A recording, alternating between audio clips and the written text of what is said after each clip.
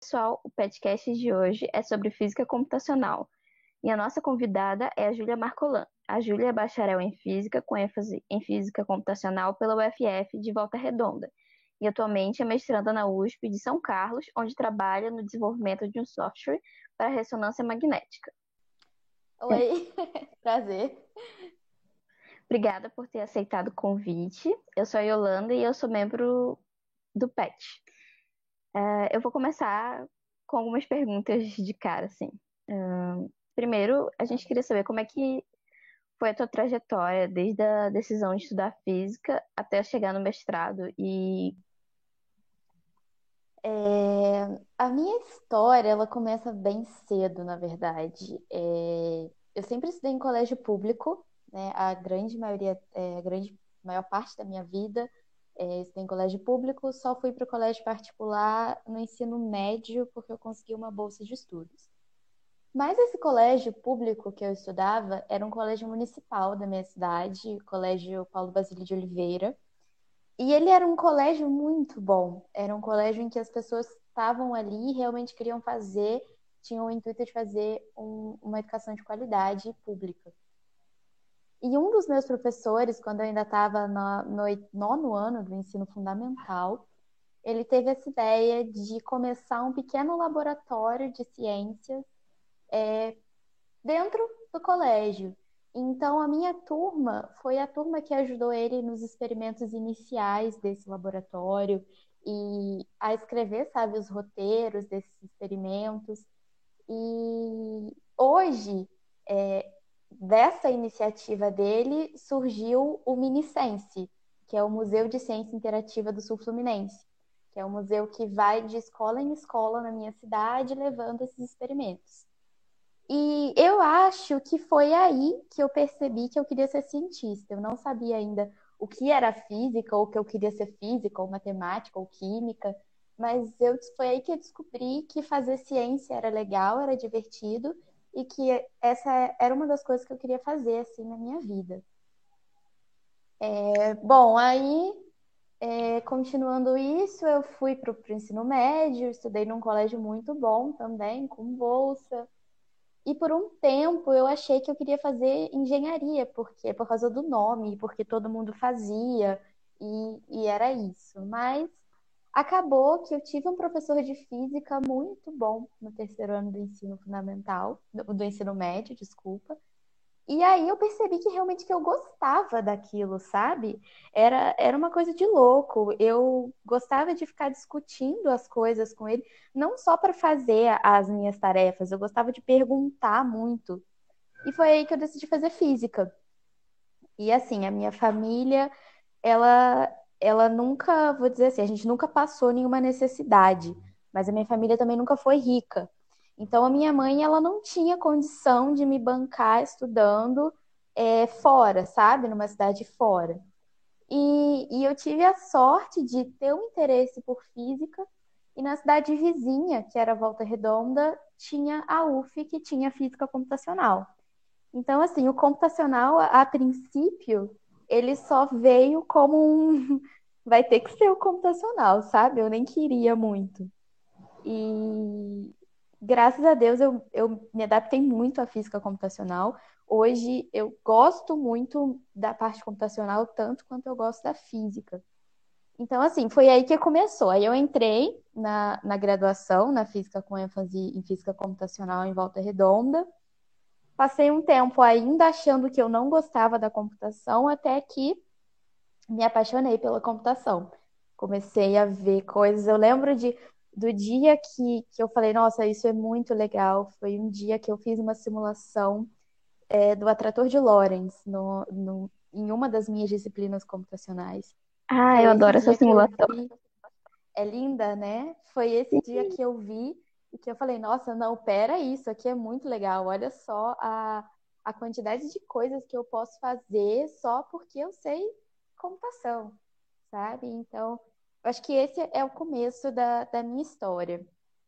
E, bem, aí eu me graduei, eu terminei a minha graduação no meio de 2019 e por um tempo eu achei que eu ia sair da área da área acadêmica e ir mais assim para trabalhar em indústria, em empresa, como desenvolvedora mesmo, sabe? E no meio disso surgiu uma vaga na USP como desenvolvedora nesse grupo que eu trabalho hoje. Então, na verdade, eu entrei na USP como desenvolvedora, como contratada da USP, digamos assim, e acabei começando o mestrado. Mas assim, essa parte do mestrado aconteceu muito em cima da pandemia, sabe? Eu ainda hoje eu não me sinto mestranda, entendeu? Eu não consigo dizer, eu não tive essa experiência de estar presente no meu laboratório fazendo pesquisa por causa da pandemia. Então, eu tenho estudado muito em casa. Como é na parte de desenvolvimento de software, eu tenho feito muita coisa assim da minha pesquisa, eu tenho começado, mas eu ainda não me sinto parte integrante do meu próprio grupo de pesquisa. É muito estranho esse contexto que a gente está vivendo. Questão na graduação, tu pesquisava sobre instrução científica. O que que é instrução científica? É instrumentação, na verdade. Eu sempre gostei de trabalhar, tipo, construindo coisas, sabe? É, Então era basicamente isso. Eu entrei muito cedo para iniciação científica. Eu comecei a universidade em 2014 e eu acho que 2015, ou seja, segundo semestre, terceiro semestre, eu já estava trabalhando no laboratório que eu trabalhava, que eu fazia minha iniciação científica. E assim, no começo eu trabalhei sem bolsa, né? Não é esse glamour de já estou entrando, nossa, no segundo semestre já consegui uma bolsa, não. Eu trabalhei muito tempo sem bolsa, e eu ajudava, eu não tinha um projeto meu antes de, sei lá, de um ano de laboratório. Então eu ajudava muitas outras pessoas que já estavam no meu laboratório a fazer coisas. E aí era montar experimento, desmontar experimento. E aí eu acabei aprendendo muito sobre, assim, como fazer um experimento acontecer, como realizar um experimento, e não só isso, como fazer muita gambiarra também, porque eu acredito que todo mundo que for físico experimental que está me ouvindo sabe que 90% da pesquisa experimental é você saber fazer gambiarra. Então eu aprendi muito isso. E aí eu comecei o meu projeto em si, é, ele tinha, assim, o meu projeto de ser o meu, que era meu, que saiu o meu TCC, era construindo um espectrômetro de Fourier de baixa resolução, tudo com sucata. Então, assim, tinha um ou outro elemento óptico que não era sucata, que era mais caro e que foi comprado, mas a grande maioria dos materiais que eu usei foi sucata, foi coisa reaproveitada. Então, eu aprendi, por exemplo, os sensores de movimento que a gente usou durante boa parte desses experimentos, a gente arrancou de impressora velha, sabe? Que não funcionava mais, aquele sensorzinho da impressora. Então, eu acho que eu gosto muito disso, de construir coisas novas e de construir artefatos novos, e foi por isso que eu me identifiquei muito com o meu grupo de pesquisa agora, porque é um grupo muito completo, assim, eles desenvolvem desde software até a parte de hardware, e tem tudo isso de instrumentação, de achar novos equipamentos, de fazer novos equipamentos, novas formas de equipamento. E eu gostei muito disso. Tanto que das escolas de física que eu fiz, a que eu mais gostei foi uma escola que era instrumentação em física de altas energias. Então a gente aprendia como montar um experimento de detecção de partículas, sabe? Eu sempre gostei muito dessa parte alinhada à parte computacional, porque eu trabalhei muito com essa parte computacional no meu TCC também. Então, eu acho que é disso que eu gosto, entendeu? Eu não sou nem um pouco uma pessoa teórica, eu sou totalmente de botar a mão na massa. É interessante quando a gente pensa em física computacional. Eu penso muito em física teórica. Achei bem legal.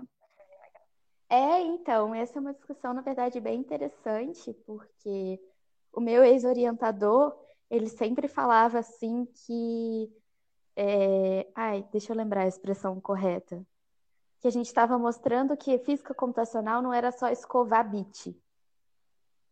É, era você fazer. Eu fiz muita interface, né? Fiz comunicação entre elementos, pós-processamento também, mas essa parte de eu aprendi a trabalhar com Arduino para poder fazer as coisas se movimentarem, e aprendi a ler informações e jogar isso para o computador e trabalhar com isso. Então, realmente é uma parte da física computacional que as pessoas esquecem que existem e que nem é tão trabalhada. Muita coisa do meu que eu tive que fazer no meu TCC, eu aprendi meio que sozinha, sabe? Caçando na internet e me virando, porque realmente na graduação, eu tinha uma graduação com ênfase computacional e eu não aprendi essas coisas, sabe? Então, eu acho que é uma parte muito interessante e que é pouco realmente falada quando a gente fala de física computacional. Outra questão, tu trabalha com pesquisa sobre gênero. Eu queria saber sobre o teu projeto e por que que tu iniciou ele, como é que tá sendo a experiência.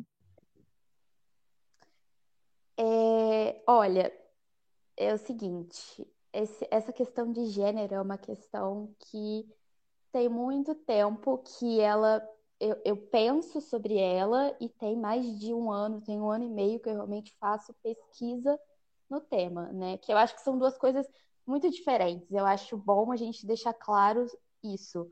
Quando você fala eu penso sobre gênero, eu tenho essa consciência, é uma coisa, mas quando você faz pesquisa, para mim, o fato de fazer pesquisa em gênero envolve método científico, envolve números, envolve fontes. É, eu gosto de deixar isso claro porque eu acho que essa mesmice, sabe, essa simplicidade de quando as pessoas falarem de gênero é que faz isso não ser um pouco aceito como um tipo de pesquisa. Então, eu penso sobre gênero tem muito tempo e eu pesquiso sobre gênero tem um ano e meio, mais ou menos. E começou o seguinte: lá na UF, na UF de Volta Redonda, a gente tem 3 departamentos na parte de exatas. Departamento de Física, o de Matemática e o de Química, que são os cursos que funcionam lá nesse campus. E eu sempre via que, assim, matemática até tinha um pouco de mulher, química também, mas física a gente só tinha uma mulher no departamento. E eu sentia muito essa falta de assim, eu não tenho mulheres professoras, cadê as minhas professoras, sabe? E as pessoas que eu via se formando, chegando até o final do meu curso, também eram todos homens, sabe? Então eu comecei a fazer essa reflexão. E lá a gente tinha um coletivo feminista, que era o Medusas. Foi no Medusas que eu aprendi muita coisa em questão de pesquisa, que eu aprendi muito onde se achar referência sobre gênero, onde pesquisar sobre gênero, quem eram as autoras que falavam sobre gênero. E uma coisa que eu percebia no Medusas é que eu era a única mulher da parte de exatas. Nesse campus funcionavam esses 3 cursos de exatas e funcionava direito, administração pública, uns outros cursos que a gente classifica assim um pouco mais como humanos, né? E eu percebia que eu era a única mulher ativa das exatas no Medusas e isso me deixava assim muito encucada, sabe? Por que que as mulheres daqui não estão com esse pensamento de gênero? O que que acontece? E aí, de um ano e meio para cá, eu resolvi realmente parar para pesquisar sobre isso. Então, eu comecei a ler muito sobre o assunto, a guardar informações, a fazer uma revisão bibliográfica. E aí eu tive meu primeiro contato com a Márcia Barbosa, que é perfeita, a presidente da Associação Brasileira de Ciências, a atual presidente. E na época eu lembro que eu estava perdida em meio a tantos autores e não ter uma mulher para me orientar de como fazer isso, sabe? E eu mandei um e-mail para ela falando o que eu queria fazer. Assim, nunca tinha visto Márcia na minha vida, sabe? Peguei de intrusa e falei, vou mandar um e-mail aqui. Mandei um e-mail para ela falando o que eu queria fazer, quais eram as minhas ideias e tal, para escrever um artigo, para escrever algumas coisas. E ela me respondeu, me ajudando, me mandando fontes, me mandando pessoas com quem falar. isso e aquilo. E isso foi, assim, o meu norte para começar a escrever e fazer um trabalho realmente nisso. E aí, logo depois, eu consegui ir para URGS. Eu fui fazer um curso de inverno na URGS. E aí eu conheci a Márcia. Eu conheci ela e a gente foi bater um papo assim, e nesse papo foi meio que uma entrevista, surgiu essa ideia de ter uma entrevista e eu gravei a entrevista. E aí eu fui perguntando para ela muitas das coisas assim de como que ela começou e como é que era para ela as coisas, e eu fui percebendo que tinha muitas coisas interligadas, sabe? Da minha história com a dela e com a de outras mulheres que eu conhecia. Então, desde o ano passado, do meio do ano passado até agora, eu tenho recolhido entrevistas de várias mulheres assim, que, sei lá, estão numa posição superior assim à nossa, eu acho, de estudante, porque eu ainda estou em processo de formação científica. Então, eu percebi que eu tinha um material muito bom nas mãos, sabe? E eu comecei a realmente depurar isso em cima de um livro. E eu queria compartilhar isso com as pessoas rápido, sabe? Porque eu via que existe isso, essa necessidade de se falar em gênero cada vez maior. E foi aí que eu, conversando com uma amiga minha, que é a Bruna, que é analista de testes do banco, a gente decidiu criar o Projeto Matilda. O Projeto Matilda, ele é inspirado, o nome dele é inspirado num efeito que se chama efeito Matilda, que é o efeito no qual homens usualmente recebiam créditos por trabalhos feitos por mulheres ao longo da história da ciência. E ali é um canal onde a gente quer discutir gênero, a gente quer discutir gênero no sentido de pesquisa, a gente quer levar dados com fontes e quer discutir isso dessa forma. Mas, ao mesmo tempo, a gente quer trazer mulheres para servir de inspiração para outras mulheres. Então, a gente está com uma iniciativa agora que, aliás, quem quiser participar e estiver ouvindo isso aqui, se chama Explique Seu Trabalho, que é assim, basicamente você faz um vídeo curtinho se apresentando e um texto que a gente transforma nos painéis super bonitos e tal, explicando o que que você faz. E aí é muito legal porque tem gente que está participando com a gente que está no doutorado, tem gente que está no começo da iniciação científica, tem gente que é de licenciatura e que tem algum projeto ligado à licenciatura e que estão mandando assim muitos projetos. Eu fiquei muito feliz a partir do momento que a gente começou a postar. E aí, assim, o Projeto Matilda tem várias outras iniciativas que a gente ainda está tentando botar em prática e tal, mas o principal é falar sobre gênero ali e trazer essas mulheres, assim, como é que você pode dizer? Tantas mulheres foram esquecidas e apagadas ao longo da história da ciência que a gente não quer que isso aconteça nunca mais. Então, assim, a gente quer criar um canal ali em que você pode só entrar e que você tem várias mulheres falando sobre o trabalho delas também. Então, acho que esse é o principal objetivo. E aí a gente tem feito muitas lives, muitas postagens de entrevistas, de várias coisas. E como é que é conciliar essa tua pesquisa em gênero com o teu mestrado, com o que tu faz além disso? Olha, Porque a gente sabe que muitas vezes a pesquisa em gênero ela não é tão valorizada na área de física e a gente não tem tanto tempo para fazer isso. sim, é. Não, é exatamente o que você falou. A minha pesquisa do mestrado é outra coisa, não tem nada a ver com gênero, sabe? O que eu faço de gênero, e tanto de gênero quanto divulgação científica, eu faço por conta própria. Assim, no tempo que eu poderia estar descansando, eu estou pesquisando sobre gênero. Não queria que fosse assim, sabe? Por isso que eu acho que é tão importante, quando a gente fala de pesquisa de gênero, a gente tratar isso com um método científico e não só com coisas assim, corriqueiras e com essas frases prontas que a gente conhece, sabe? Porque eu acho que isso deveria ser uma linha de pesquisa reconhecida também, sabe? Sim, Eu deveria ter ali o mesmo tempo que eu tenho para trabalhar no meu projeto do mestrado, eu deveria ter para trabalhar em cima de gênero. E é por isso mesmo porque as coisas demoram tanto a sair, sabe? Então, por exemplo, tem mais de ano que eu pesquiso, que eu faço pesquisa, e às vezes eu demoro muito tempo para escrever uma coisa, sabe? Para ter uma coisa pronta, porque eu não tenho tempo, eu faço no meu tempo extra, Sim, porque é eu sou muito difícil, cobrada. é cansativo. E aí às vezes acontece de tipo assim, acabei todas as coisas que eu tinha para fazer na semana da pesquisa e de tudo mais.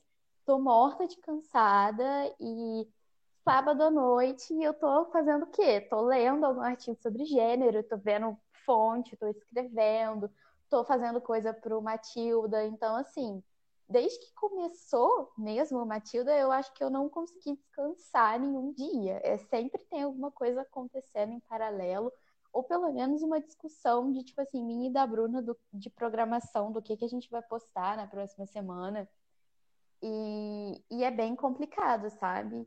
E é por isso que eu tenho sempre esse cuidado muito grande de falar de que pesquisa em gênero envolve um método científico, enfim, e é diferente de você ter consciência de gênero. São coisas diferentes, na minha opinião. Sim, tu faz divulgação científica também no Twitter. Tu gostaria de divulgar o teu Twitter? O que que tu faz por lá? Eu posso divulgar. Assim, em questão de divulgação científica, eu acho que eu ainda sou um bebê, sabe? Eu comecei muito agora. Na verdade, assim, eu já fazia há um tempo algumas coisas, mas nunca tinha realmente parado para sentar e para pensar, estou fazendo divulgação científica e isso é uma linha com a qual eu gosto de trabalhar. Então, eu faço de um tempo para cá, começou a surgir no Twitter uma quantidade muito grande de gente divulgando ciência a partir das threads do Twitter, né? Eu acho que todo mundo sabe o que é uma thread. Eu preciso explicar, Yolanda? Eu não sei, é basicamente um segue-fio. Tu vai tweetando vários pequenos Várias. textos em uma ordem explicando algum assunto.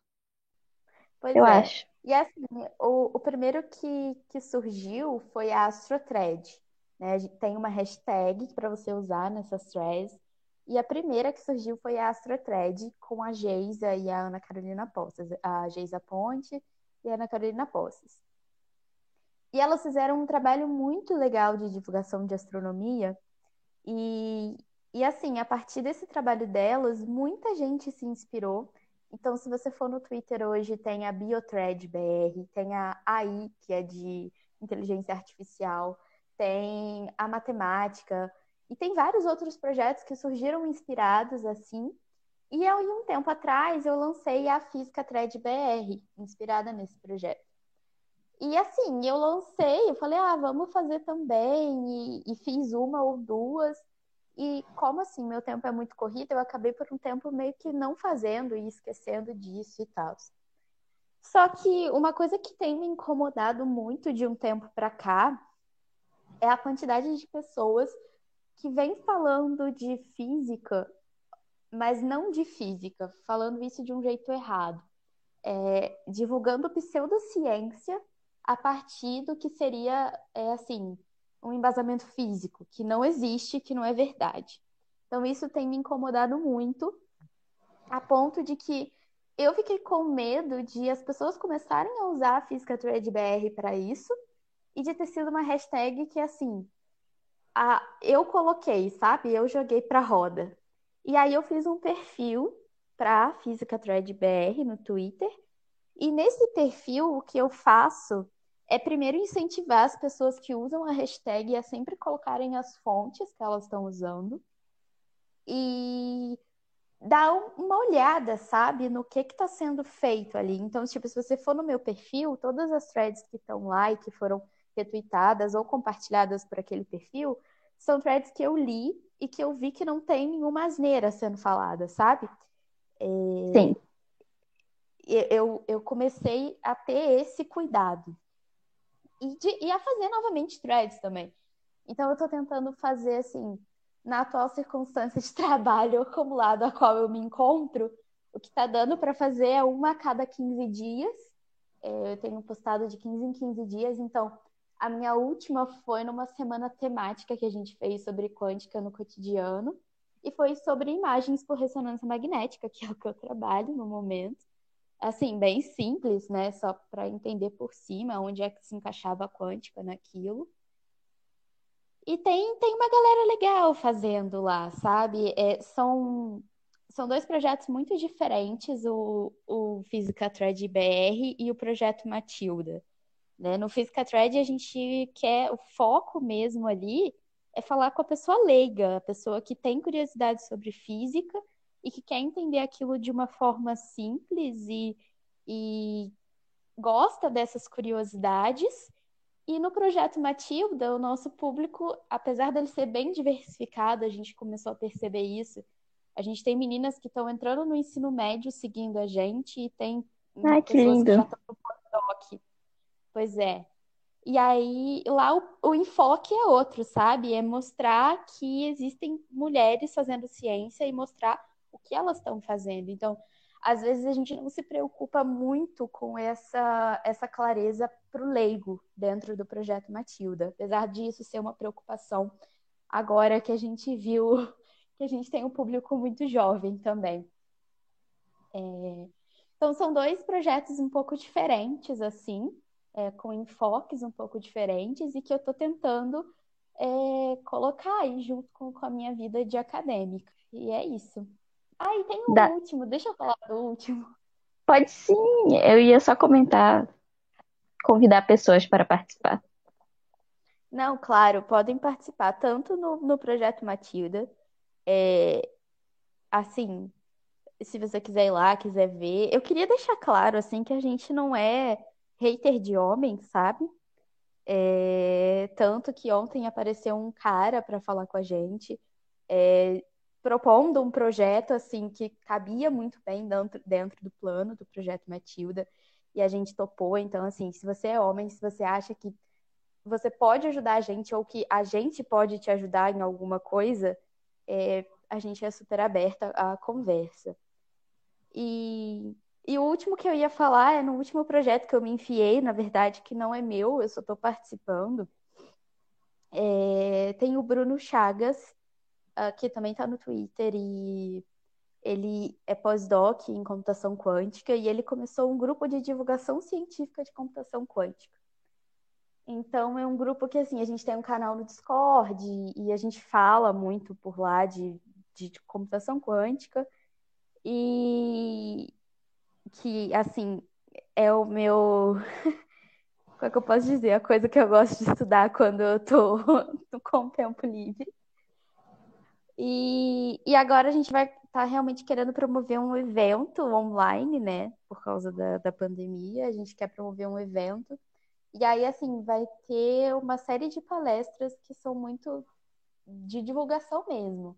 Então, eu vou falar sobre, tipo, princípios da quântica, mas de uma forma bem leiga, digamos assim, que você não precisa de conta para entender. O Bruno vai falar sobre computação quântica também, e vocês estão todos convidados a participar. Todas essas informações ficam lá no meu Twitter, que é Jujutsu. Enfim, é isso. Olha, muito obrigada por ter aceitado participar. Eu gostaria de convidar aqueles que estão ouvindo a participar de outros projetos, desses projetos que já existem, e mostrar que é importante e também deve ser um trabalho bastante coletivo para que não sobrecarregue ninguém. Sim, sim.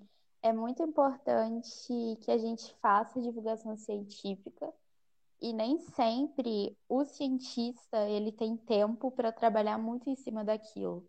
Então, eu acho isso extremamente importante que a gente abra um canal entre o cientista e o comunicador, né? O divulgador de ciência, o jornalista científico, mas que isso seja feito com muita responsabilidade, sabe? Responsabilidade quanto ao conteúdo, quanto ao público que você quer atingir. E eu acho que essa conversa ela tem que ser feita, sabe?